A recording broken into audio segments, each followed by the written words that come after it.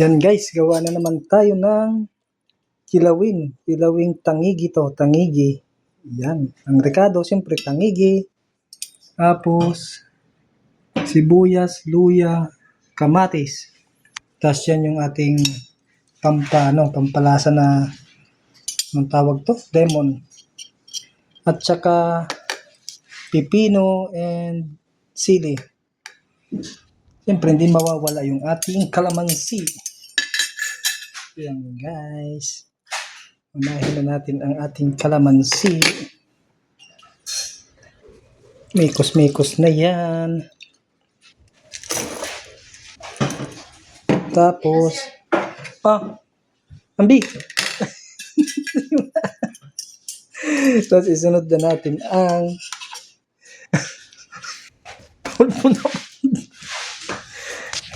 yan, isunod na natin ang tawag to, sibuyas.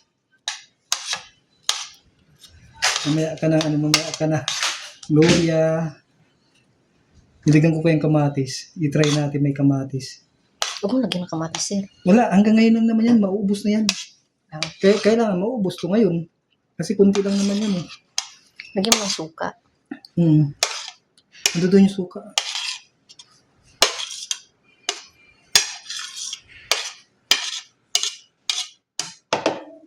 Kaya sili.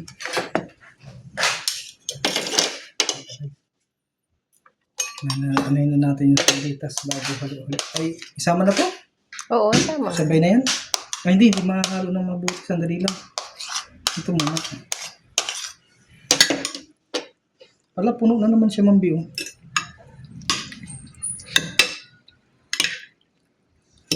Kunin mo muna yung suka, sir. Yan pala. Tapos, yan na guys. Hinalo-halo. Mikos-mikos halo. Dagdagan mo ng yung tikman muna.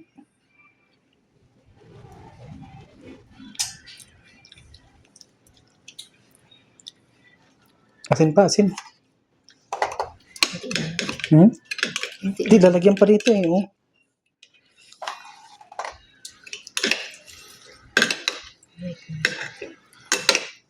Maanghang? Hindi. Anghang. Sakto lang. Hindi katulad nung nakaraan ha. Pinuntian ko na eh. Grabe ka anghang talaga ng nakaraan. Pero masarap. Ngayon, kinontrol ko na eh. Lagay mo na. Sunod na natin yung... Ay, sige, buhay pa. Lumalaban.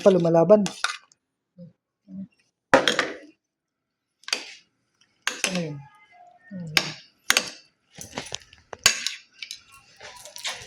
Swing.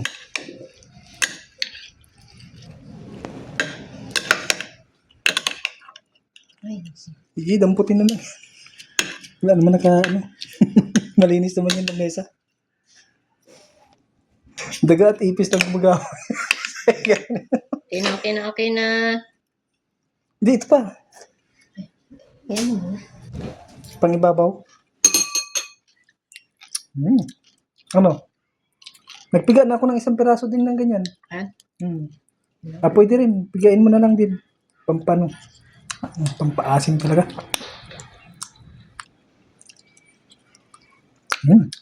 Yummy.